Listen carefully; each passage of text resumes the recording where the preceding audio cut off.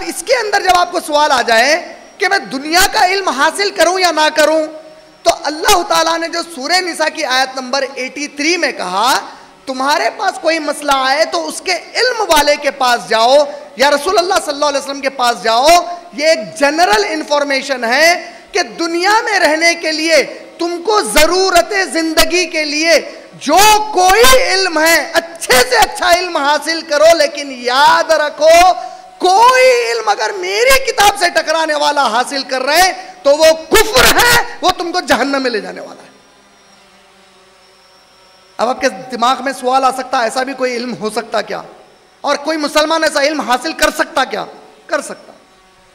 उसमें सबसे अहम बीकॉम की डिग्री, बैचलर ऑफ कॉमर्स की जो डिग्री है, वो 100% कुरान और हदीस से टकराने वाली तालीम है।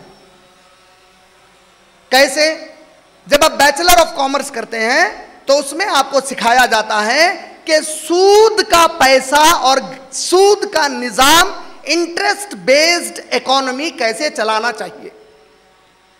और इब्ने माजा जिल्द नंबर 3 हदीस नंबर 2724 में हमारे नबी करीम सल्लल्लाहु अलैहि वसल्लम ने फरमाया, जो कोई लोग सूद के मामले में इन्वॉल्व होंगे अल्लाह उनको 70 दर्जात में अजाब देंगे, जिसका सबसे छोटा दर्जा प्यारे रसूल सल्लल्लाहु अलैहि वसल्लम कहते हैं अपनी सगी मां से जिना करना है।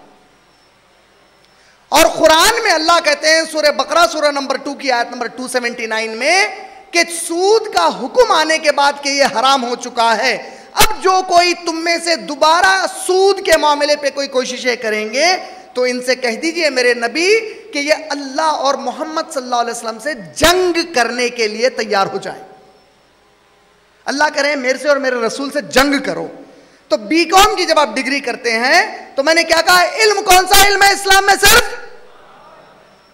तो बीकॉम की डिग्री करनी ही नहीं चाहिए। तो अगर आप मुझसे पूछेंगे तो मैं कहूंगा मत करिए। और अगर आप में से कोई जिद पे है कि नहीं अब हम कैसा, भाई हम तो करना ही चाह रहे हैं, तो मैं उससे कहूंगा कि तुम जब कभी बीकॉम की डिग्री करो तो ये यकीन के साथ करो कि बीकॉम खत्म होने के बाद तुम इस्लामिक बैंकिंग के ऊपर भी कोर्स करो और सर्विसेज इस्लामिक बैंकिंग के लिए दो, वरना तुम्हारी मौत है आखिरत में।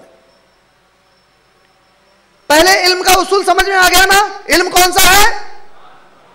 यह बात पक्की है कि आप लोगों को डाउट है इसके बारे में? पूरों का यकीन नहीं है मेरे भाई? पक्का ना? आप जो इल्म हासिल करते हैं अगर कुरान से टकराया भी तो आपको परवाह नहीं है उसकी, मुसलमान होने के नाते? है कि नहीं है? अच्छा, आप लोग सोच रहे हैं और भी कोई इल्म है क्या? है और भी इल्म।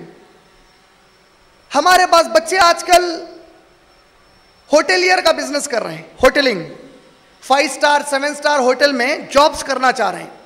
तो वो जॉब क्या रहता, जिसको आप चाय की दुकान में वेटर बोलते हैं, उसको थोड़ा पॉश जॉब रहता, वो 5 और 7 स्टार की होटल में रहता वेटर ही। यहां बेचारा वेटर क्या करता, आपको चाय ला के देता, पानी ला के देता। यहां आप कैसा करते, अरे इधर आ रहे चाय ला रहे, अरे जा रहे पानी ला रहे। वहां क्या करते, excuse me, get me a glass of water, get me a T. इतना ही फर्क है तो वेटर उन्हें दोनों भी सूरतों में। लेकिन आप जिसको गाली देते ना ये होटल में, ये बेचारा लाख दर्जे बेहतर है वो 5 स्टार वाले मुसलमान वेटर से। क्यों? क्योंकि उन्हें मुसलमान होके भी लोगों को शराब सर्व करता। 5 स्टार और 7 स्टार होटल के इल्म में क्या सिखाया जाता?